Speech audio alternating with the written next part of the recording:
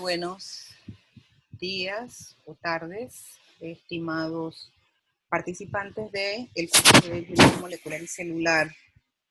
En esta ocasión, esta videoclase básicamente es para sintetizarles una explicación o tutoría del material que encuentran disponible con respecto a la primera actividad de laboratorio 1, que es el contexto del laboratorio, ¿no? Donde las competencias que queremos revisar son básicamente, uno, revisar las normas básicas de comportamiento en el laboratorio, reconocer los principales materiales del laboratorio, utilizar los instrumentos para la medición de variables. Bueno, en el laboratorio, básicamente, en la forma presencial, la actividad que se realiza es una experiencia práctica que no vamos a poder llevar, pero a su defecto vamos a tener una actividad a través de videos complementarios para entonces poder visualizar algunos de los pormenores que se llevan en la práctica laboratorio o los complementos que podemos utilizar aquí. Bueno, básicamente el laboratorio, como sabemos, es un medio, es un lugar donde existen materiales y muestras biológicas, tanto de animales, plantas, hongos, etcétera, ¿no? En el que en el experimento o en las actividades que vamos llevando, en las experiencias, tenemos que priorizar sobre todo lo que es la información que nos suministra la actividad de laboratorio. Es por eso que para las clases presenciales en un laboratorio tenemos que haber revisado el manual, haber revisado lo que se llama el protocolo de actividades, ¿sí? Tenemos que tener muy claro qué vamos a hacer antes de llegar, porque al laboratorio no se llega a improvisar. Es por eso que las guías de laboratorio se imparten antes o se sacan las fotocopias antes y se le invita a los estudiantes a que la revisen. Es más, se les orienta a que esquematicen el protocolo de las actividades o que hagan algún dibujo o alguna actividad que les ayude a poder sintetizar los pasos de la actividad que van a ejecutar ese día en el laboratorio, para que de esa manera se evite lo que sería tener una actividad que estamos constantemente revisando la guía, porque la idea es que yo reviso la guía en casa con calma, hago un esquema, un diagrama, un flujograma de lo que voy a hacer, me imagino los pasos, esquematizo los pasos, inclusive hacemos hasta dibujos de tipo flujograma de lo que vamos a hacer. Bueno, vamos a utilizar tanto de esto, tanto reactivo, medir tanto de esto que necesito y tener los materiales ya mentalmente organizados para que cuando lleguemos al espacio de laboratorio podamos ser más efectivos y eficaces y podamos entonces llevar a cabo la actividad más efectivamente. Entonces, algunas precauciones básicas que se tienen que tener para las experiencias o que se debe tener como indispensable es, primero que todo, la bata de laboratorio. La bata tiene la función de proteger, ¿verdad? De proteger al estudiante contra el derrame, las manchas, los químicos, los ácidos, las bases, que puedan tener algún tipo de irritación en el cuerpo, en la piel. También la bata es de uso obligatorio en las experiencias de laboratorio y se debe tener siempre una bata individual. No se debe estar compartiendo, cada uno debe tener sus batas y se deben abotonar completamente. Deben ser de tipo manga larga para protegerte la mano, los brazos y la extensión del el brazo y la mano completa. Bueno, las manos no, ¿no? Te protege el brazo, el antebrazo. Y la bata de laboratorio, como decimos, ayuda a prevenir derrames sobre la piel de tinte y colorante, ¿no? La experiencia de laboratorio debe tener o llevarse a cabo siguiendo las indicaciones por aquello de seguridad, ¿no? Siguiendo todas las indicaciones de seguridad. Se utilizan para algunas experiencias sustancias flamables, sustancias tóxicas, corrosivas, y se debe tener mucho cuidado al manejarlos, ¿verdad? Está prohibido fumar en el laboratorio, está prohibido maquillarse, se debe recoger el cabello,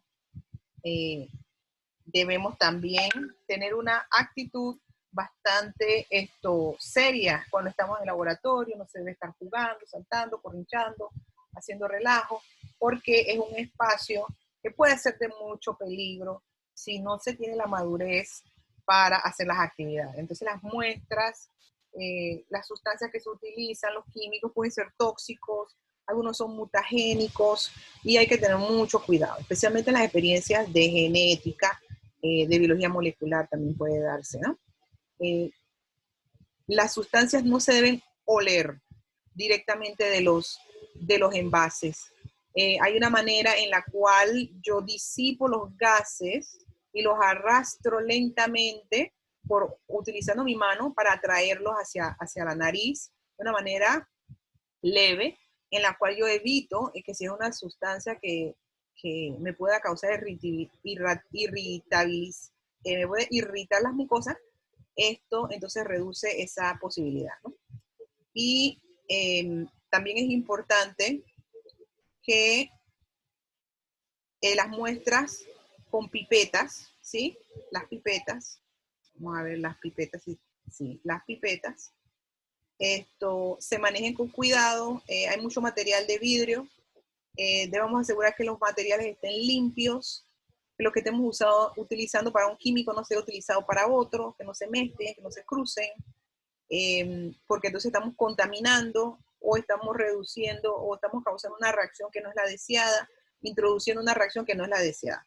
Hay que tener cuidado al utilizar los instrumentos, como le digo, asegurarse que estén limpios, que los reactivos no se mal etiqueten o que no estén etiquetados. Ellos deben todos estar etiquetados para uno saber siempre qué sustancia estoy utilizando, fijarme muy bien qué voy a usar, qué pipeta se está utilizando para el químico específico, para no cruzarlo, ¿no?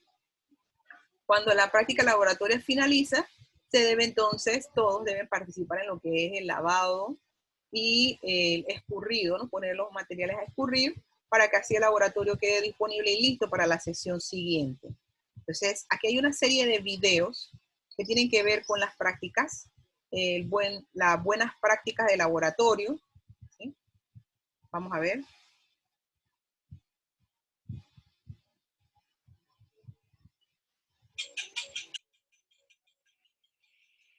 El laboratorio es el lugar donde se practica la ciencia, donde se aprende y donde se lleva a cabo la investigación y el desarrollo para la industria farmacéutica, la biotecnología y los dispositivos médicos. Cada persona debe demostrar 3 atributos como aportación individual a las buenas prácticas de laboratorio: honradez, precisión y diligencia.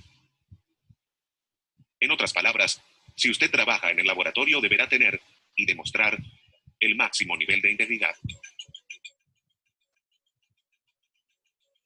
La fabricación de productos sanitarios está estrictamente regulada por las autoridades nacionales e internacionales, como la FDA y la MHRA, que han adoptado un sistema común de calidad llamado GMP, siglas de normas de correcta fabricación.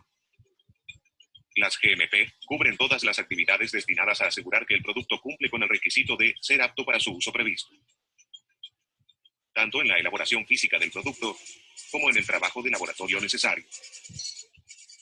Igual que en los otros sistemas de calidad, las GMP estipulan que todo debe realizarse según una documentación. La documentación no es una parte accesoria del trabajo de laboratorio. Es un elemento esencial para la precisión y solidez del análisis y el núcleo de las buenas prácticas de laboratorio. La mayoría de los países tienen su propia normativa sobre seguridad laboral, destinada a garantizar entornos de trabajo seguros. Todo el personal debe conocerla y cumplirla en todo momento. Trabaje siempre según el método documentado. No importa las veces que haya repetido una misma tarea, trabaje siempre exactamente según el método. Piense en lo que va a hacer y siga pensando en ello mientras realiza el experimento. Su trabajo será mucho más eficaz si el laboratorio está limpio y ordenado. En la mesa, solo el equipo y materiales necesarios. Tendemos a pensar que el mantenimiento es tarea de otros, sobre todo cuando se trata de limpiar. El procedimiento correspondiente describirá exactamente qué producto y técnica de limpieza se requiere para cada superficie y equipo, y a usted le toca asegurarse de que se hace así. Pasar un trapo por encima no es suficiente, ni tampoco muy profesional.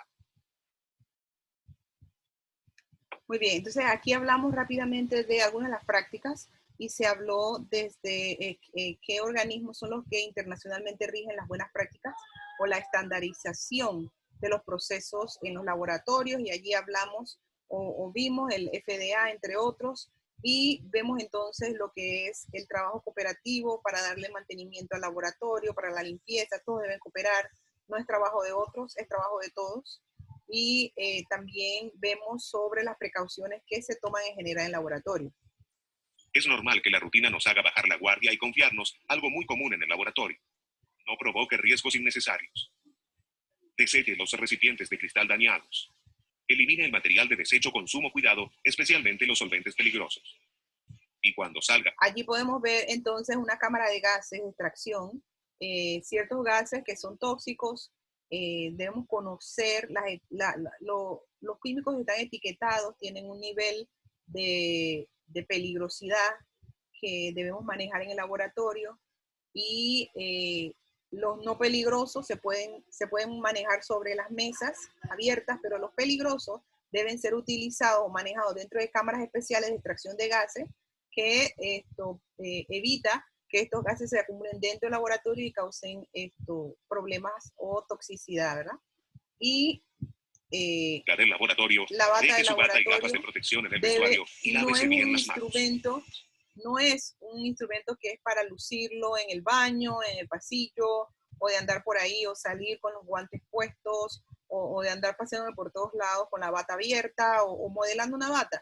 La bata tiene una función específica y se debe utilizar correctamente, que es abotonada, debe ser manga larga, debe cubrirte el cuerpo, debe cubrirte al largo por lo menos a más allá de la pierna, debe estar lo suficientemente ancho que permita poder quitársela fácilmente en caso de que se derrame algo o se encienda por alguna razón, aunque las batas están hechas de un material que reduce lo que es su flamabilidad, ¿sí?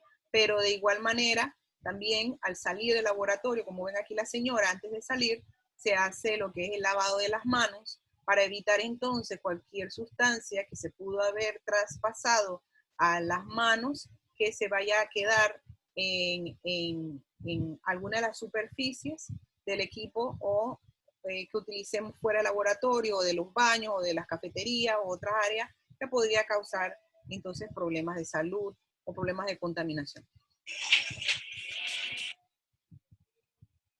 Eso es con respecto a las buenas prácticas. Entonces vemos la parte de introducción a los materiales, introducción a lo que son los materiales y las medidas. Bienvenidos al primer laboratorio de química general.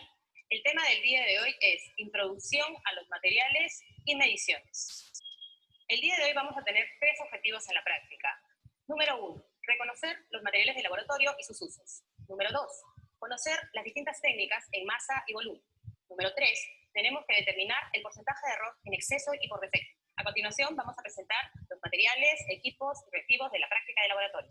Aquí vamos a ver algunos de los materiales más comúnmente utilizados en el laboratorio y sus nombres y sus utilidades, que para ustedes, bachiller en ciencia, ya deben estar más o menos familiarizados. Materiales de laboratorio: tubos de ensayo, gravilla, probeta, bureta, soporte universal, vaso de precipitado, pipeta, bagueta o agitador, matraz tipo Erlenmeyer, propipeta, embudo, cápsula de porcelana, pinza para tubos, pinza para cápsula de porcelana, equipos para la práctica de laboratorio. Vamos a trabajar con 2 balanzas, la balanza electrónica y la balanza mecánica. También tenemos el densímetro o el arómetro. Luego tenemos reactivos para esta práctica: solución de cloruro de sodio, barra metálica de zinc y el agua destilada. A continuación vamos a describir los principales materiales de laboratorio de química. Número 1, probeta. Instrumentos. Bueno, aquí pasan a hacer lo que es la utilización y la manera de cada uno. Aquí hablan de química, pero esto en realidad funciona para todas las experiencias de laboratorio donde se utiliza la cristalería. Y estos son los elementos o materiales de cristalería básicos. De vidrio que se emplea para medir el volumen de los líquidos. Este material les va a dar la medida aproximada de un líquido. Aproximadamente este tiene una capacidad de 25 mililitros. Número 2. Bureta. La bureta son tubos largos de vidrio que tienen una llave de paso que controla el flujo de la solución en la parte inferior. Se utiliza para medir volúmenes con gran exactitud. 3. Vaso de precipitado o beaker. Se utiliza en operaciones de obtención de precipitados, disoluciones y calentamiento. 5. Bagueta o varilla de vidrio. Sirve para mezclar o agitar sustancias. Hasta este momento, de los elementos que ha mencionado, los que son de más precisión para medida de volúmenes, podemos mencionar, tenemos la bureta, que es muy precisa, y tenemos entonces lo que es la probeta. La probeta se utiliza para medir volúmenes que queremos tener algo de precisión. No es cuantitativa como sería la bureta, pero esto nos da una cantidad o volumen mucho más precisa que lo que nos daría, por ejemplo, el vaso químico, que no es considerado un equipo de precisión. 6. Piseta o frasco para lavados. Se utiliza para realizar lavados de precipitados, para agregar volúmenes de agua en diversas operaciones. 7. Embudo. Se utiliza para trasvasar los líquidos de un recipiente a otro y también para el proceso de filtración. Hay dos tipos de embudo. Está el embudo plástico, como es que acaba de demostrar, y está el embudo de vidrio. Dependiendo del químico que estemos utilizando, el embudo que se utiliza podría o no reaccionar, en el caso del plástico, con algunos químicos que estemos manipulando. El más seguro sería el embudo de vidrio, que es el que tiene menor reactividad con las sustancias. 8. Frasco Erlenmeyer. Se utiliza en especial en técnicas volumétricas, ejemplo, titulaciones, o puede utilizarse además en diluciones o recoger un filtrado. Es también el Erlenmeyer, un equipo que nos ayuda a hacer pequeñas, por su forma, nos permite, con el cuello que tiene, nos permite hacer una mezcla ligera de la sustancia por un movimiento de la muñeca también. 9. Cápsula de porcelana. Material de porcelana que se utiliza para separar mezclas, evaporación y someter al calor ciertas sustancias a elevadas temperaturas.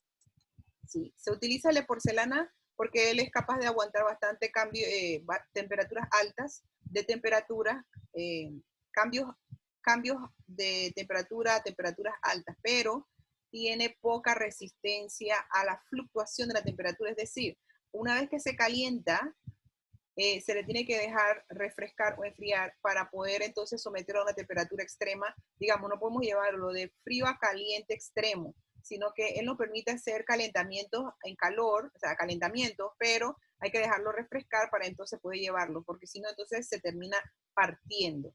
Y resultamos entonces con una cantidad grande de ese equipo roto. Así que hay que tener mucho cuidado al utilizarlo.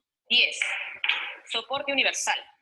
Formado por una base o pie pesado en el que se ajusta perfectamente una barra cilíndrica de hierro. Sirve para acoplar aros y pinzas que se utilizan para sujetar otros elementos. Ese soporte universal es el que estamos viendo ahora mismo. Es la base metálica con el gancho o soporte de plástico agregado que nos permite sostener materiales como la bureta. Aquí tenemos la bureta, que es de mayor precisión, que nos permite hacer análisis cuantitativos, ¿sí? Y básicamente es para sostener. 11. Tubos de ensayo. De forma cilíndrica, paredes delgadas, cerrados por un extremo. Son recipientes para mezclar pequeños volúmenes o efectuar reacciones químicas. Se pueden calentar directamente a la llama. Tenemos los tubos de ensayo tipo Pyrex. Gravilla. Material de madera o de metal que se usa como soporte de los tubos de ensayo. 13. Pinza. Instrumentos de laboratorio que sirven para sujetar diversos objetos de vidrio u otro metal. Vamos a trabajar dos tipos de pinza. La pinza para tubos y tenemos la pinza para la cápsula de porcelana. Pipeta. Este sí es un material importante, material de vidrio que se utiliza para medir o emitir con exactitud volúmenes de líquidos. Es un tubo abierto en uno de sus dos extremos y de esa manera vamos a realizar una utilidad, pero esta siempre va al lado de otro material de laboratorio, que es el que queremos explicar ahora, que viene a ser la propipeta. La propipeta, o también llamada pera de seguridad, es una herramienta de goma que presenta 3 válvulas, como ustedes pueden observar. Presentamos la primera válvula, que nos indica cómo nosotros vamos a retirar el aire de la bombilla. Presionamos los 2 puntos donde señala la letra A, retiramos el aire y necesitamos utilizar para este caso la pipeta. Es importante que ustedes sepan el manejo de la propipeta, porque de esta manera van a poder realizar bien el trabajo de medida de volúmenes.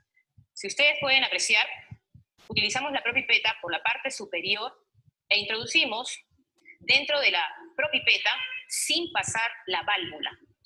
Luego, lo sumergimos dentro del líquido que vamos a estudiar o que necesitamos medir el volumen, y lo que vamos a hacer es presionar el segundo punto de ajuste, que está determinado por una letra S.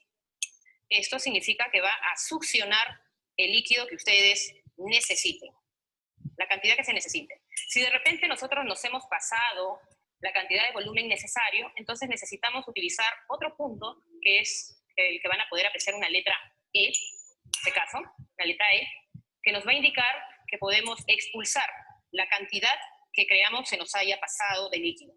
Luego les vamos a enseñar la técnica de lectura, como para que ustedes puedan decir en qué momento es la cantidad necesaria de medida. A continuación, vamos a explicar el procedimiento experimental cuantitativo. A continuación, bueno, en este video pudimos ver entonces en esta porción el uso de la propipeta y cómo puedo subir y bajar volúmenes. ¿En qué momento es la cantidad necesaria de medida? A continuación, vamos a explicar el procedimiento experimental cuantitativo. A continuación, vamos a explicar cómo medir el volumen de un líquido. En esta oportunidad, nuestra probeta ya contiene una cierta cantidad de solución, y lo que nosotros vamos a desarrollar ahorita es cómo se debe dar lectura. Para eso, nosotros vamos a tener que siempre trabajar la lectura en una base firme. Si es necesario, nuestra vista debe estar a la altura de la medida, de manera tal que mis ojos tienen que estar horizontalmente observando la medida. ¿Qué parte de la medida yo voy a observar? Debemos observar que la figura que está formándose en el interior del recipiente es una figura cóncava. ¿Qué parte de la figura cóncava ustedes van a apreciar? La tangente de esta figura, que viene a ser la base de la figura. En este caso yo he querido medir 10 mililitros, y si se dan cuenta, nuestra base de la figura cóncava está por encima de la medida de 10, de manera que esa es la forma correcta de medir. Primera experiencia, medida de volumen. Medir 10 mililitros de agua destilada en la probeta. Tomar en cuenta la medida del menisco y anotar.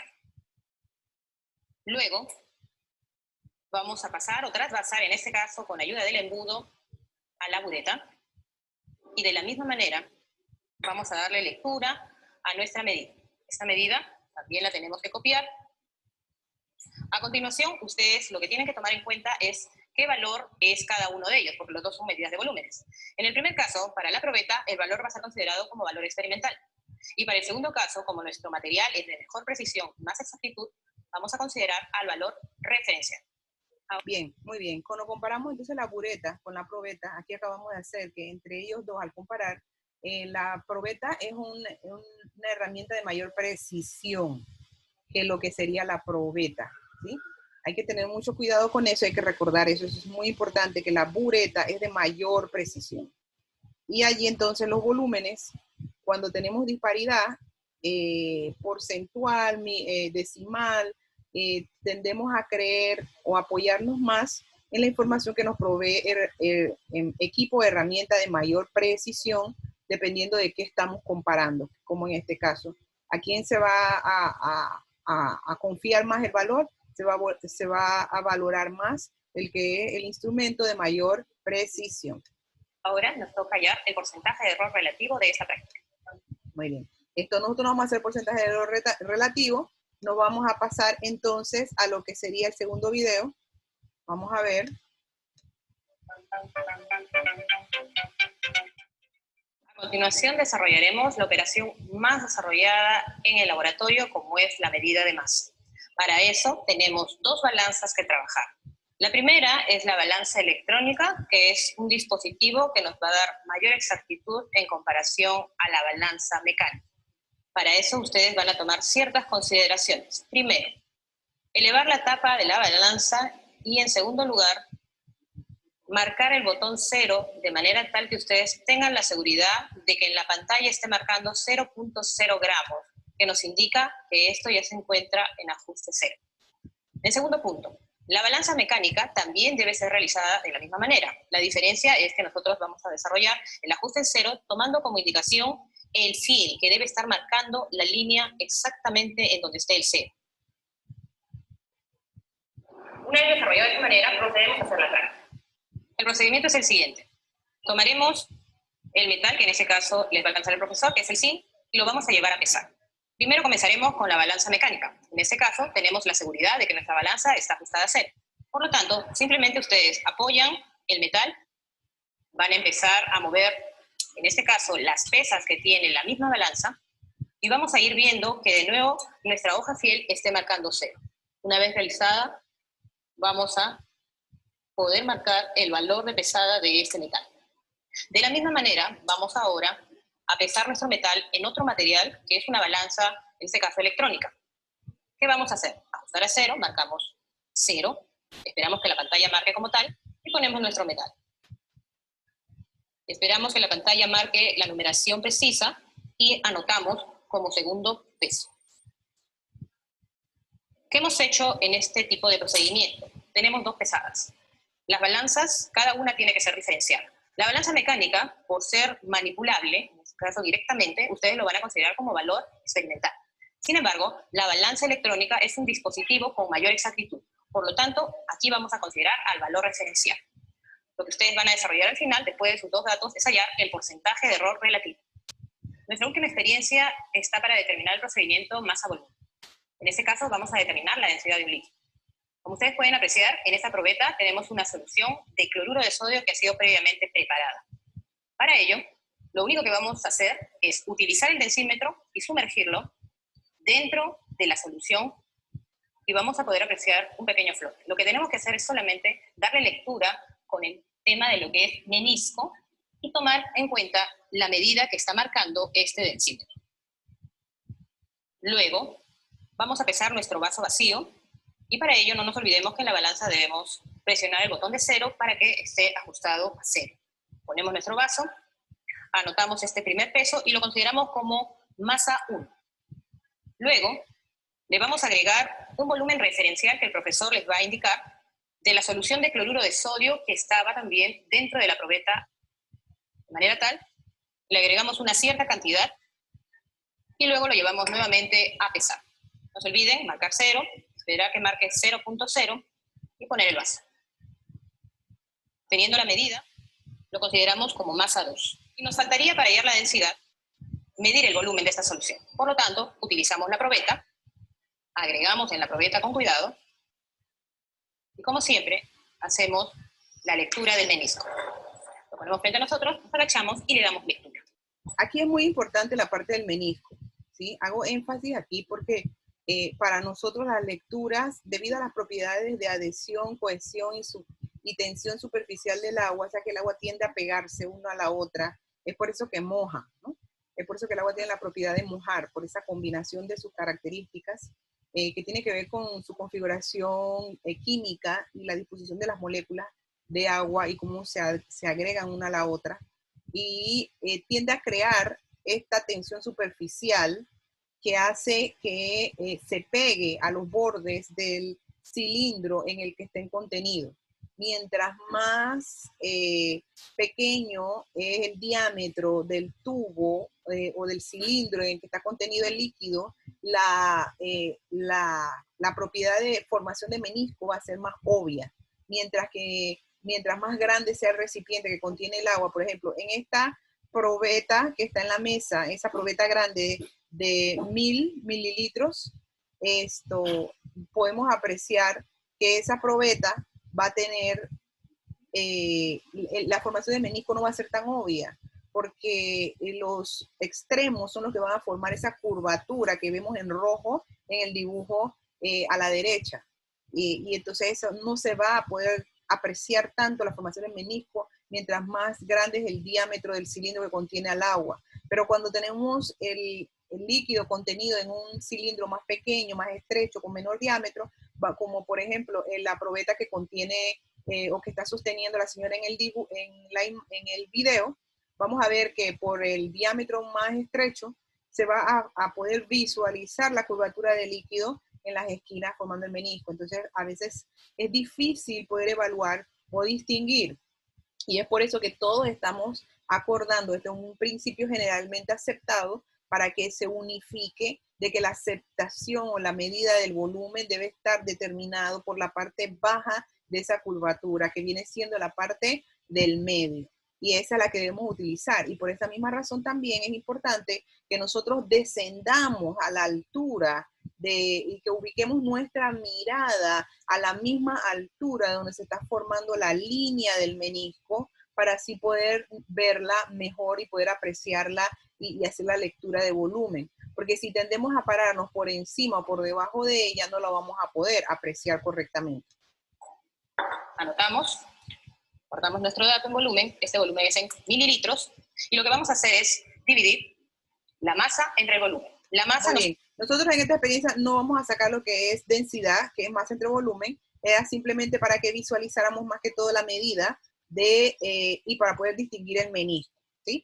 Así que en este momento ya ya terminamos con esa imagen y vamos a ver un video más relativo a las formaciones o las medidas. La medición de líquidos en el laboratorio es una de las técnicas más frecuentes.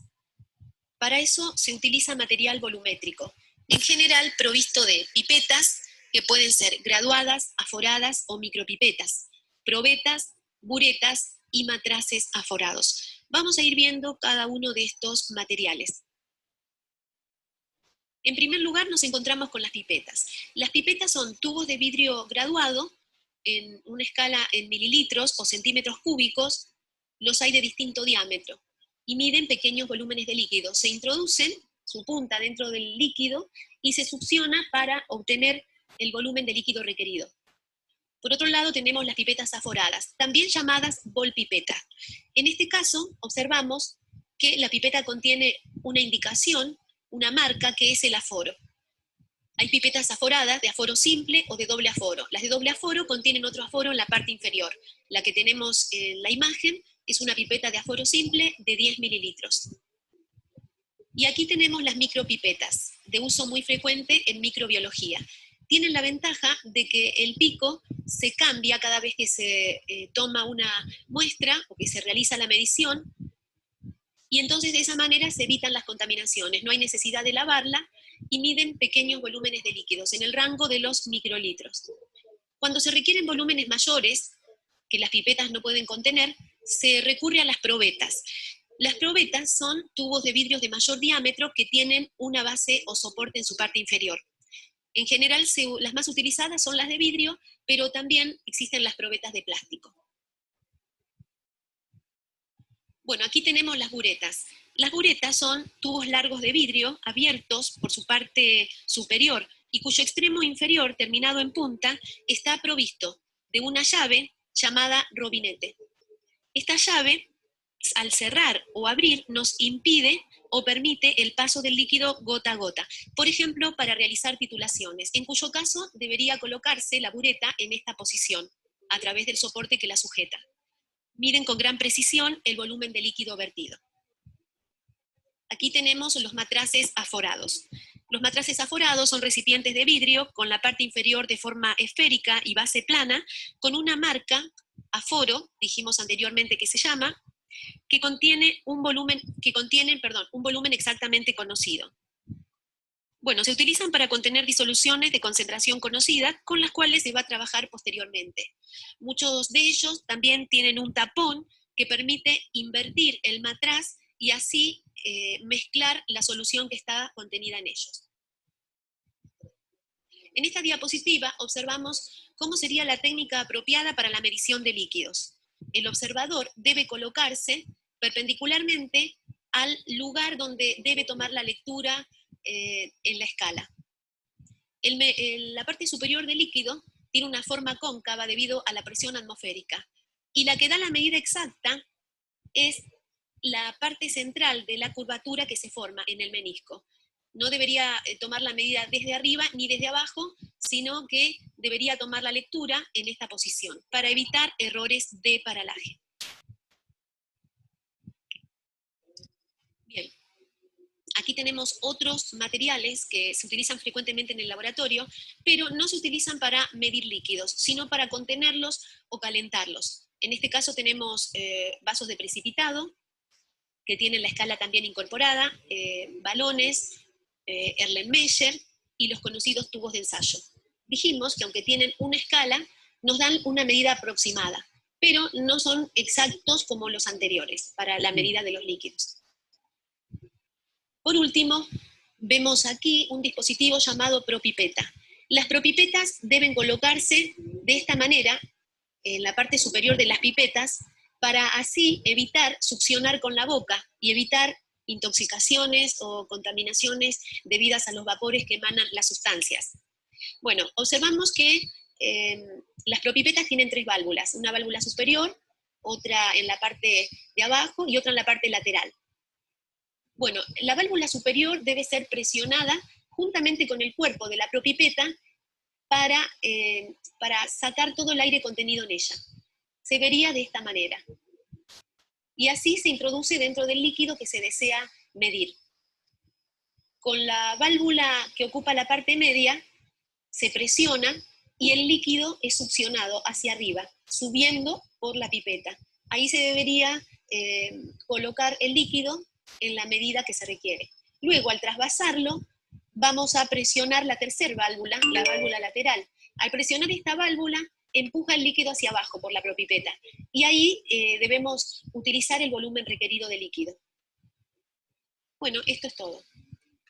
Sí, bueno, aquí vimos entonces un repaso de lo que habíamos explicado en el video anterior, que es sobre la propipeta y la manera correcta de utilizarla. Ahora vamos a cerrar con un pequeño video sobre, o cerrar la parte de los videos con un pequeño video relativo a las prácticas o reglas básicas de seguridad que se deben contemplar cuando estamos haciendo experiencias de laboratorio.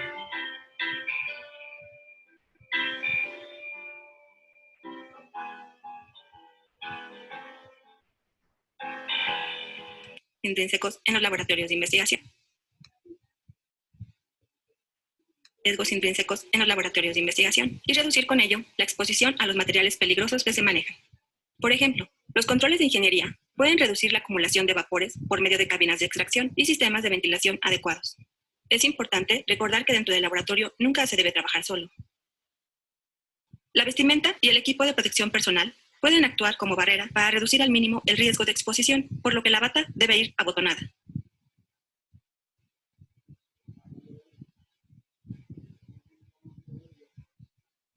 El cabello atado.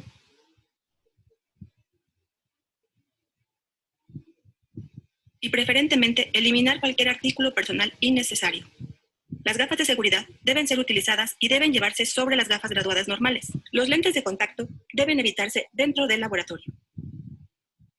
Cuando se trabaja en el laboratorio, es importante realizar un reconocimiento de los riesgos asociados a las operaciones y los equipos con los que se trabaja y determinar. Bueno, hasta el momento hemos hablado de lo que es la bata y la importancia que tiene la utilización correcta de ella, abotonada, el largo apropiado y el ancho adecuado, además de manga larga y hecha del material correcto que deben ser las batas, que es poco inflamable, ¿no? Y luego pasamos aquí a hablar un poquito de lo que es la bitácora, que es el libro o el libro de récord o el registro, ¿no? Que es donde llevamos entonces todos los detalles, las mediciones, que agregamos día por día, que observamos, que es nuestro libro de actividades dentro del laboratorio y nos sirve para cuando estemos haciendo una investigación o un estudio, poder tener entonces un recuento y poder hacer mejor análisis de todas las actividades que se han llevado, cómo se han llevado, qué se ha observado. Con ello, la manera de disminuirlos, consultando las hojas de datos de seguridad y creando procedimientos de operación registrados en una bitácora. Los guantes desechables de nitrilo son los más extendidos para el trabajo general en el laboratorio. Una vez utilizados, deben separarse y enviarse junto con los residuos peligrosos y nunca utilizarse fuera del laboratorio.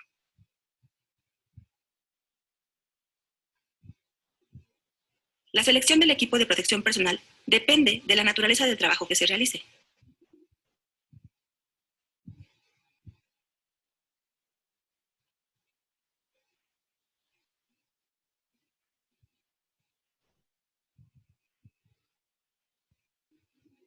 Las actividades realizadas en los laboratorios de investigación son las más propensas a presentar riesgos de origen y consecuencias variadas, relacionadas básicamente con las instalaciones, los servicios y los productos químicos que se manejan, por lo cual es importante limitar el tiempo de exposición y trabajar con cantidades pequeñas de reactivos.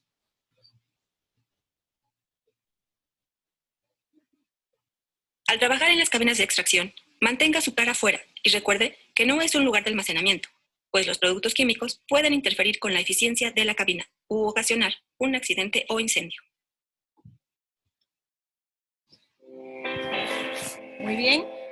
Y allí vemos entonces lo que son la primera parte de las reglas básicas de bioseguridad. Saltamos entonces a...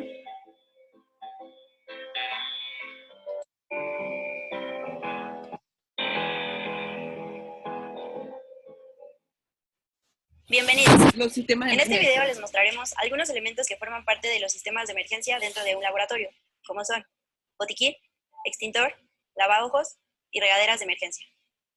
En los laboratorios existen elementos con los cuales es vital contar, pues del tenerlos o no depende la calidad de una respuesta efectiva en caso de accidente. Botiquín de primeros auxilios. El botiquín de primeros auxilios debe estar hecho de un material que mantenga el contenido sin polvo ni humedad. Debe ser visible, de fácil acceso e identificable con una cruz roja. Es importante que no cuente con candados o dispositivos que dificulten el acceso y que cuente con un listado del contenido.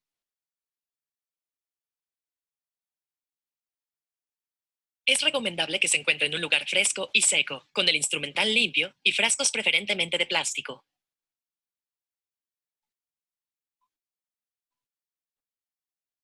Si cuenta con material quirúrgico como tijeras, pinzas o agujas, deben estar empacadas. El tipo de botiquín será establecido de acuerdo a la actividad que se desarrolle.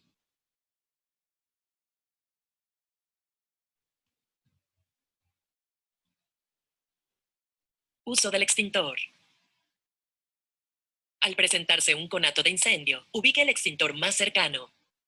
Descuélguelo tomándolo de la base y la manija de transporte.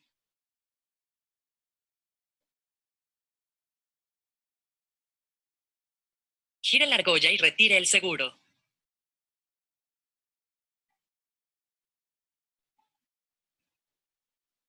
Diríjase a paso veloz al sitio donde se encuentra el conato.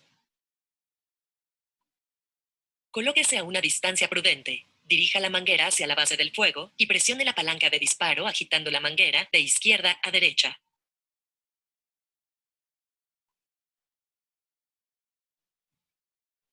Una vez que el extintor ha sido utilizado, colóquelo de manera horizontal.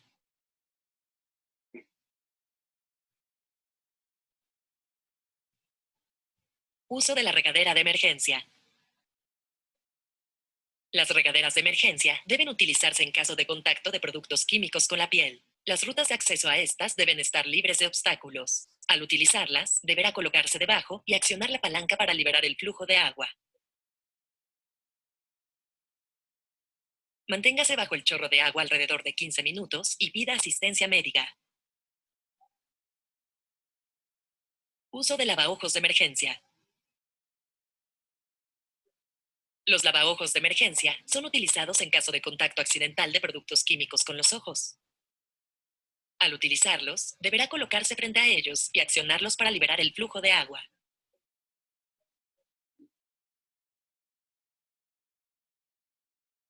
Con ayuda de sus dedos, mantenga los ojos abiertos. Permanezca enjuagando por alrededor de 15 minutos y pida asistencia médica. Muy bien, aquí hicimos alguna revisión de equipo de laboratorio que no necesariamente existe en el laboratorio de la Universidad de Panamá, pero que son las medidas de emergencia a utilizarse en laboratorios donde sí se incluyen. En el laboratorio de la Universidad de Panamá, mayormente lo que tenemos es la utilización, algunos tienen el sistema de ducha, algunos tienen el sistema de extintor, pero la verdad no son muchos, para ser sincera no son muchos, pero aquí vemos y revisamos lo que son las medidas generales que todo laboratorio debería contar con y la manera correcta de utilizarlos. Muy bien, entonces regresando entonces a lo que viene siendo la actividad para hoy básicamente debemos estar más que todo reconocer la cristalería, su manera de utilización correcta, para qué sirven, y hacer una medida. Dadas las condiciones en que estamos, no podemos hacer lo que son las medidas directamente, pero tomando en cuenta lo que hemos aprendido del menisco y de qué equipo se utiliza adecuadamente para cuál es más preciso que cuál, podemos entonces determinar y decidir qué equipo debemos utilizar de cristalería para medida de volúmenes de acuerdo al grado de precisión que deseamos tener. Muy bien. Al final de su guía se encuentran estas herramientas o cristalería o material de laboratorio, el cual ustedes, en base a lo que han aprendido, deben identificar y etiquetar en sus cuadernos de trabajo y llevar entonces un dibujo y el nombre del equipo y la función de cada uno. Esa tarea les queda. Ustedes también deben utilizar este link que les aparece aquí con respecto a la página de Quizlet, que es una página para repasar, para estudiar, donde les encontré un material muy útil que les puede servir para repasar lo que es el equipo de laboratorio. Y de esta manera damos entonces por terminado, donde ustedes pueden visitar esta página y pueden revisar lo que son el equipo de laboratorio, pueden hacer un repaso general, más lo que tienen en su anotado de lo que hemos explicado, para entonces aprender lo que son los equipos básicos del laboratorio. Entonces cerramos por este momento, con esto concluimos lo que es la intervención de la primera actividad del laboratorio y quedamos entonces abiertos a las preguntas de discusión y de verificación sobre el material del laboratorio de la actividad número 1. ¿Sí? Quedamos entonces pendientes para la sesión de preguntas y para la sesión de revisión o de evaluación. Atentamente, hasta luego.